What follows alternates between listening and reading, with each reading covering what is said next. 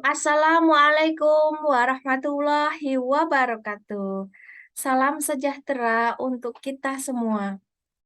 Sebelumnya, perkenalkan, nama saya Feriska Listrianti, Magister Pendidikan, dan saya salah satu dosen tetap dari Universitas Nurul Jadid dari Prodi Pendidikan Guru Madrasah Ibtidaiyah, Fakultas Agama Islam dengan NIDN 212802911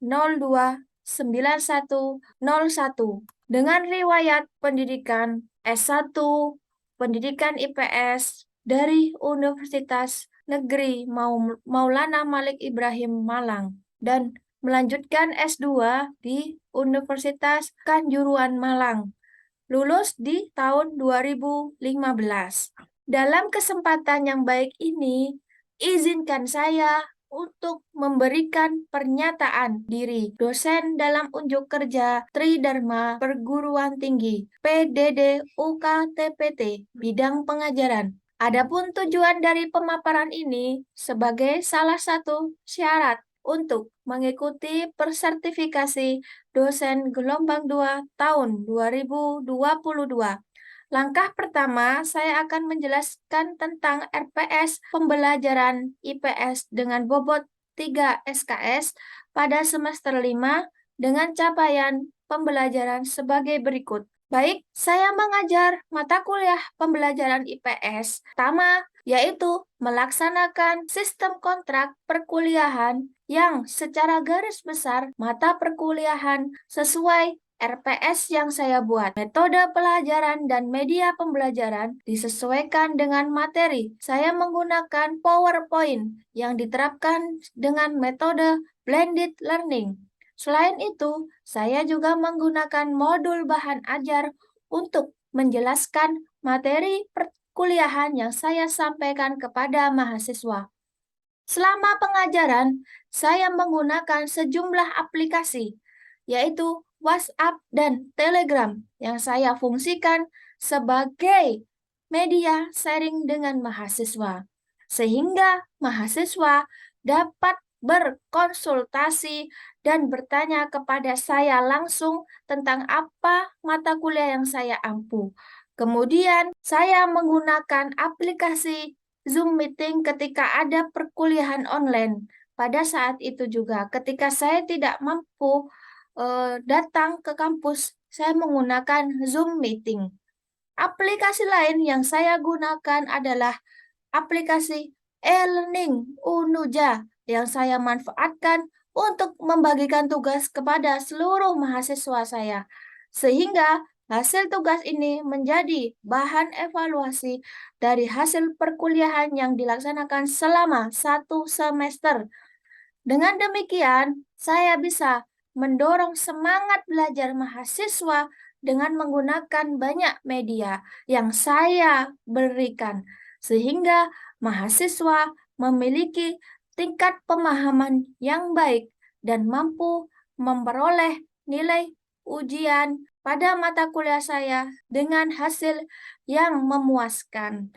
Berikut ini cuplikan perkuliahan online melalui Zoom meeting. Selamat menyaksikan. Assalamualaikum warahmatullahi wabarakatuh. Waalaikumsalam Waalaikumsalam warahmatullahi warahmatullahi taala. Bagaimana kabarnya hari ini? Alhamdulillah baik Bu. Bu, Baik, Bu. Mana sehat? Sehat, Bu. Mbak Mardia sehat semuanya? Sehat Bu. Sehat, Bu. Fadol gimana? Di rumah sehat? Sehat Bu. Kegiatannya lagi apa sekarang? Lagi santai aja Bu. Oh ya, terima kasih sudah bergabung pada perkuliahan pembelajaran IPS ya. Terima kasih semuanya sudah hadir di mata kuliah saya di perkuliahan pembelajaran IPS. Sebelumnya saya tampilkan RPS saya mengenai pembelajaran IPS. Baik, di sini tertera RPS yang saya buat untuk mata kuliah pembelajaran IPS dengan bobot SKS 3. Semester 5 penyusunannya 15 Februari 2020. Nah, saya jelaskan di sini capaian pembelajaran IPS. Yang pertama, mahasiswa mampu mengaplikasikan bidang keahliannya dan mampu memanfaatkan ilmu pengetahuan, teknologi, dan seni pada bidangnya. Selanjutnya, mahasiswa mampu menguasai konsep teoritis bidang pengetahuan secara umum dan konsep teoritis bagian khusus. Poin ketiga, mahasiswa mampu mengambil keputusan yang tepat berdasarkan analisis informasi dan data dan memberikan petunjuk dalam memilih berbagai alternatif solusi secara mandiri dan kelompok. Selanjutnya, mampu bertanggung jawab pada pekerjaan dan dapat diberi tanggung jawab atas pencapaian hasil kerja organisasi.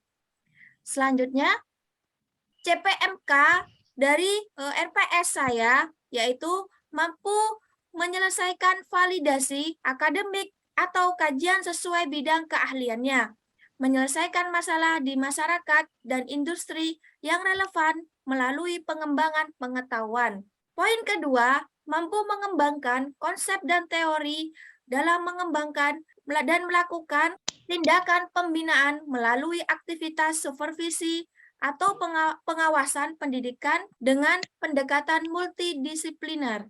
Ini ya capaiannya CPMK-nya. Lanjut, saya memaparkan deskripsi singkat mata kuliah pembelajaran IPS. Nah, mata kuliah pengembangan pembelajaran IPS merupakan mata kuliah yang mengkaji materi dan strategi pembelajaran IPS di Madrasah Ibtidaiyah yang sesuai dengan kebutuhan serta guna memenuhi tantangan yang akan datang. Nah, mata kuliah ini memiliki bahasan analisis tentang berbagai kesulitan yang mungkin terjadi dan pilihannya cara mengatasinya. Nah, contohnya apa saja? Nah, di sini saya jelaskan paradigma pendidikan IPS, perkembangan kurikulum, pendidikan esensinya, isu dan masalah sosial budaya, dan pendekatan dalam pembelajaran IPS serta metode media dan pemanfaatan sumber belajar IPS di MI, serta adanya model pembelajaran IPS terpadu. Selanjutnya, materi pembelajaran dan pokok bahasan dari pembelajaran IPS. Dalam mata kuliah ini, mahasiswa diharapkan memahami 1. Hakikat IPS, 2.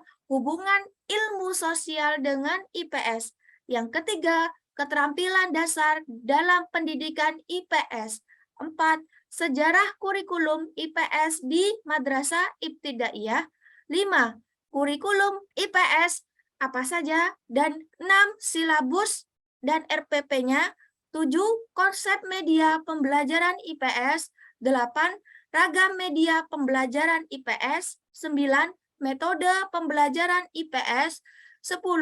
Rancangan media pembelajaran IPS, 11. Simulasi media pembelajaran IPS, 2. Pembelajaran metode dan media dalam pembelajaran IPS. Ini saya masukkan daftar pustakanya, bisa dilihat semuanya, Hidayati, Muklas, Rusman, dan sebagainya. Mata kuliahnya adalah prasyarat yaitu konsep dasar IPS. Jadi pembelajaran IPS tersinkron dengan konsep dasar IPS. Nah, ini sudah saya jelaskan di sini, paparkan bahwasanya minggu ke-1 memahami dan menerapkan moralitas atau etika. Dan pastinya ada kontrak kuliah.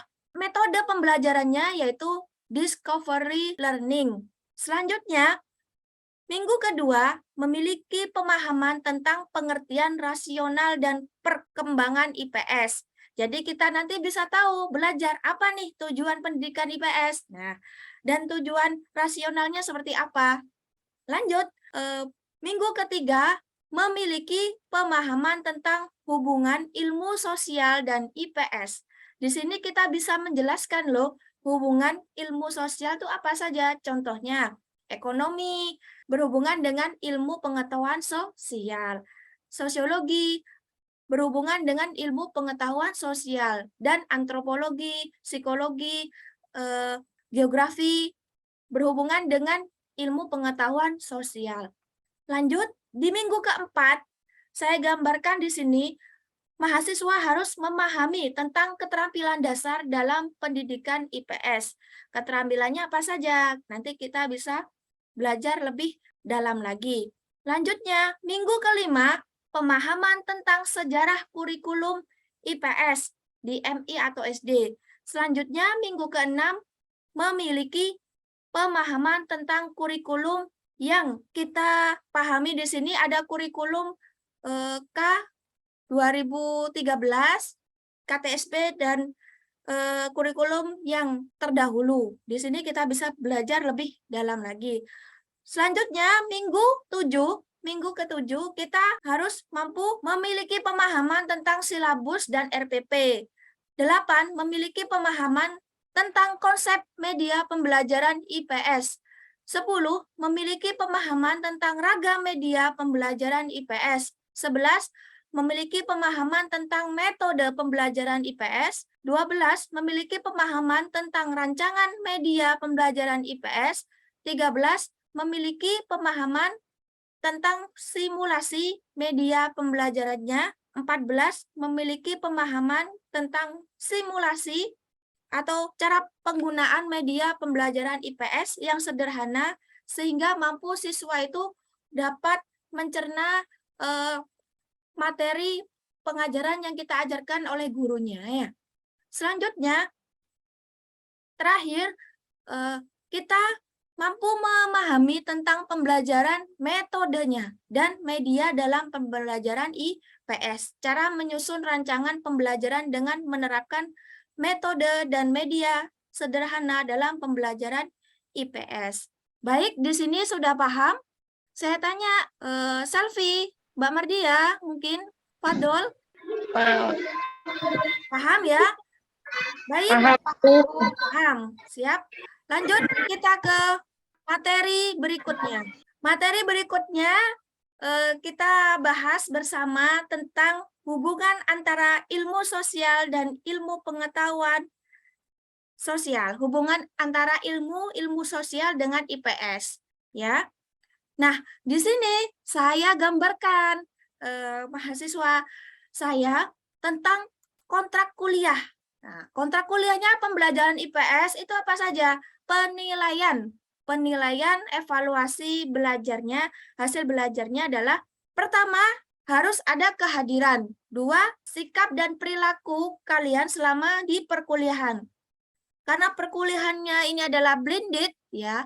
Jadi ada antara luring dan online, yaitu daring. Berikutnya, keaktifan dalam diskusi perkuliahan kita pada pagi hari ini. Lanjut, mahasiswa mampu menjawab tes atau kuis yang diberikan oleh dosennya. Baik, di sini saya menjelaskan tentang ilmu pengetahuan sosial. Jadi, ilmu pengetahuan sosial itu terjemahan dari social studies, ilmu sosial. Jadi, ilmu sosial itu ilmu sosial yang disederhanakan untuk tujuan pendidikan. Contohnya apa saja? Mbak Selwi, bisa dikemukakan apa saja ilmu pengetahuan sosial? Ya, saya lanjutkan di sini. Ilmu pengetahuan sosial merupakan ilmu sosial yang disederhanakan. Contohnya adalah ilmu sejarah, ilmu ekonomi, ilmu politik, sosiologi, antropologi, dan psikologi. Sedangkan prakteknya dapat dipilih untuk tujuan pembelajaran di sekolah maupun di perguruan tinggi. Berikutnya, hakikat IPS atau ilmu pengetahuan sosial diajarkan sebagai ilmu sosial. Jadi merupakan kelanjutan dari tradisi pembelajaran IPS. Jadi perkembangan zaman semakin kompleks sehingga masalah yang terjadi di masyarakat juga akan semakin kompleks atau beragam. Nah, oleh karena itu IPS diajarkan sebagai ilmu sosial. Nanti di sekolah diharapkan siswa tidak hanya menjadi warga atau cikal bakal warga negara yang baik, tapi lebih dari itu, dia harus peka terhadap masalah yang ada di dalam masyarakat, serta belajar untuk memecahkan masalahnya tersebut. Contohnya jika ada pertikaian atau terjadi tidak ada perdamaian dalam suatu wilayah atau kelompok. Jadi dia bisa memanfaatkan ilmu sosialnya untuk langsung terjun dalam masyarakat. Lanjut, berikutnya, baik, bisa dipahami, Fadol? Bisa Bisa, dengar Bu. Bisa, suaranya? Bu. Iya. Kita Bisa. lanjut ya. Baik, lanjut. Pembahasan berikutnya, ilmu sosial, yaitu merupakan kajian bidang sosial yang mengupas hubungan manusia dengan lingkungannya, serta masyarakat dan interaksi sosial dengan masyarakat. Jadi di sini manusia berperan besar dalam perkembangan ilmu sosial, sehingga perlu pemahaman tentang keterkaitan antara manusia dengan ilmu sosial. Jadi kita manfaatkan di sini ya, ilmu sosial membuat kita menjadi warga yang demokratis, cinta damai, menjadi warga negara yang baik, sehingga kita dapat memecahkan masalah praktis dalam kehidupan kita sehari-hari. Berikutnya, ilmu sosial sebagai sumber ilmu pengetahuan sosial. Nah, sudah ini jika saya uraikan di sini, jadi kita sebagai guru harus menaruh perhatian penuh nih kepada siswa kita di sekolah. Jadi ketika guru memberikan minat yang besar terhadap materi yang disampaikan, memberikan pengertian yang baik, maka peserta didik akan memiliki semangat belajar yang tinggi dalam materi tersebut. Jadi ilmu sosial sangat berguna sekali ya dalam kehidupan kita sehari-hari. Selanjutnya di sini saya paparkan secara konseptual hubungan antara ilmu sosial dengan IPS, yaitu yang pertama, disiplin ilmu sosial dijadikan kerangka utama, yaitu patokan berpikir kita dalam mengembangkan kurikulum. Selanjutnya, yang nomor 2, bahan untuk IPS dikembangkan terlebih dahulu, sehingga kita dapat memilih dan memilah disiplin ilmu sosial. Kemudian diidentifikasi konsep dasar yang perlu diketahui peserta didik. Jadi konsep dasar yang dipilih apa? Dijadikan pokok bahasan dalam kurikulum. Serta dengan kata lain, ilmu sosial secara langsung memberikan patokan atau memberikan kerangka utama dalam pembelajaran IPS untuk kurikulum. Berikutnya, masyarakat sebagai sumber dan materi IPS. Di sini kita bahas bahwasanya pengajaran IPS tidak hanya sekedar menyajikan materi yang akan memenuhi ingatan para siswa saja, saudara-saudara. Nah, di sini harus sesuai dengan kebutuhan dan tuntutan masyarakat. Oleh karena itu, pengajaran IPS harus pula mampu menggali materi yang bersumber kepada masyarakat.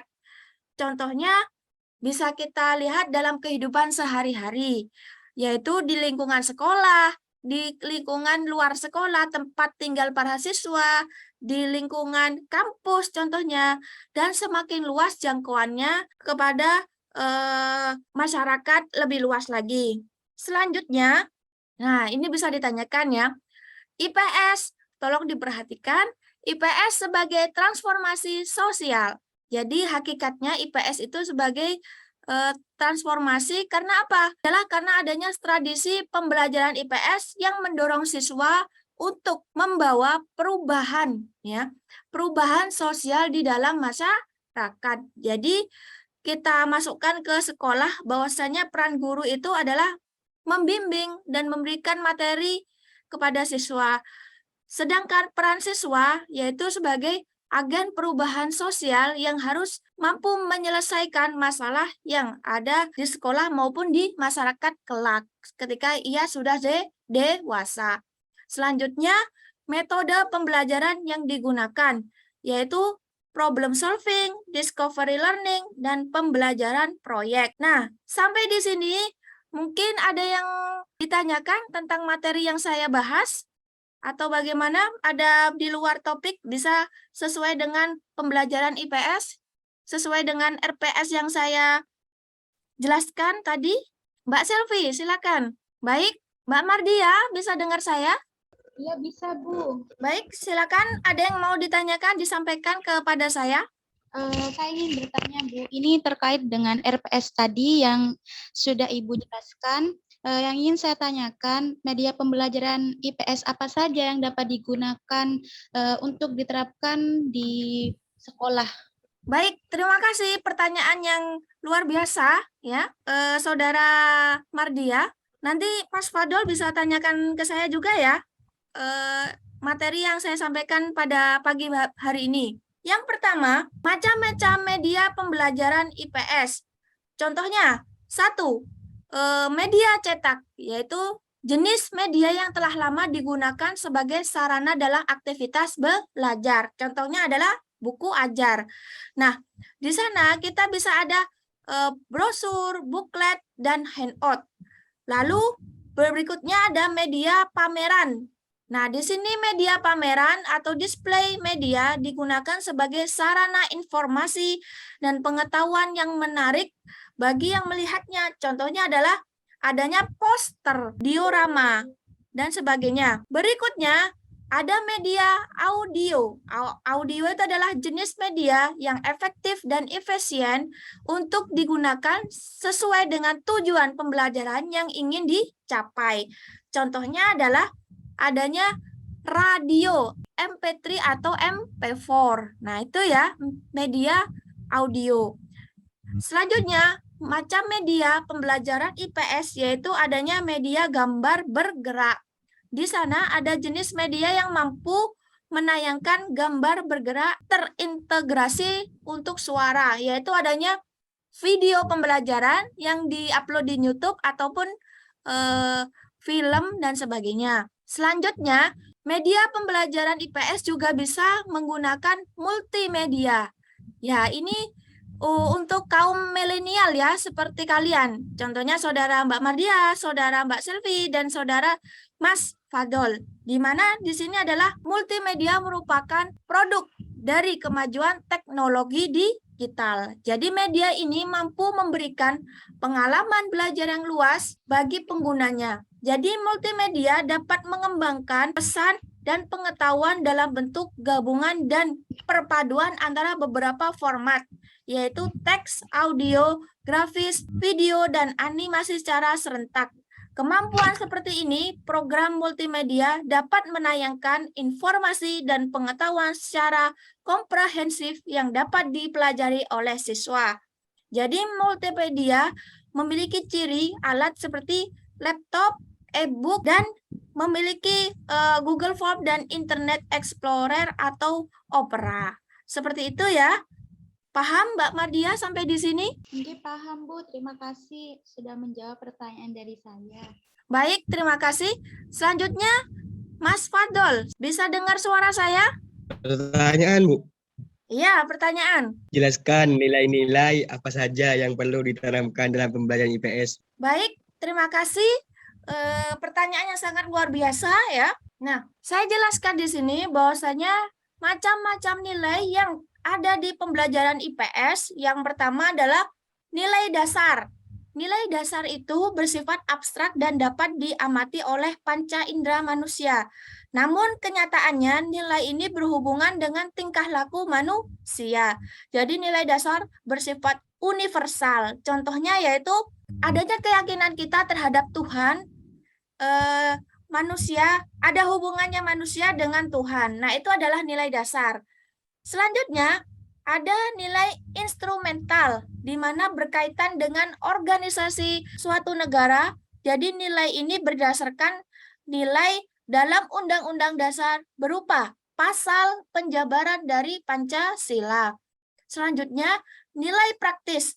Nilai praktis merupakan penjabaran dari nilai instrumental yang lebih nyata dan pelaksanaan secara universal dari nilai instrumental tersebut. Jadi saya jelaskan di sini ya, bahwasanya fungsi nilai pada kehidupan warga negara sebagai faktor pendorong. Apa itu faktor pendorongnya? Yaitu di sini nilai dijunjung tinggi oleh sebagian besar masyarakat. Maka harapannya adalah adanya ke arah kemajuan masyarakat tersebut mampu menjadi manusia yang berbudi luhur dan beradab. Selanjutnya, adanya petunjuk arah. Jadi nilai-nilai masyarakat itu memberikan petunjuk bagi setiap warganya. Misalnya, ada ini pendatang baru harus mampu menyesuaikan diri di wilayah tersebut. Jadi demikian, pendatang baru itu yang hadir dalam suatu wilayah dapat menghindari hal-hal yang dilarang dan yang tidak disenangi oleh penduduk setempat yang sudah tinggal lama di sana, dan mengikuti pola pikir serta pola tindakan yang diinginkan. Selanjutnya, sebagai benteng perlindungan. Di sini kita jelaskan ya, pengertian benteng yaitu tempat yang kokoh, karena nilai-nilai tersebut merupakan tempat perlindungan yang kuat dan aman terhadap rongrongan dari luar, sehingga masyarakat akan senantiasa menjaga dan mempertahankan nilai sosialnya. Jadi misalnya nilai keagamaan digabungkan dengan keadilan itu mampu membentengi diri dari nilai-nilai yang tidak baik, yaitu sekulerisme, individualisme, dan egoisme. Sudah ya, mungkin bisa ditanyakan lagi sesuai dengan materi saya. Terakhir, Saudari Mbak Selvi, silakan. Sudah Bu, paham Bu. Saya tambahkan di sini yang sesuai dengan materi yang sesuai dengan RPS, kurikulum pembelajaran IPS. Bagaimana semuanya? Ada yang perlu disampaikan? Untuk tugas pada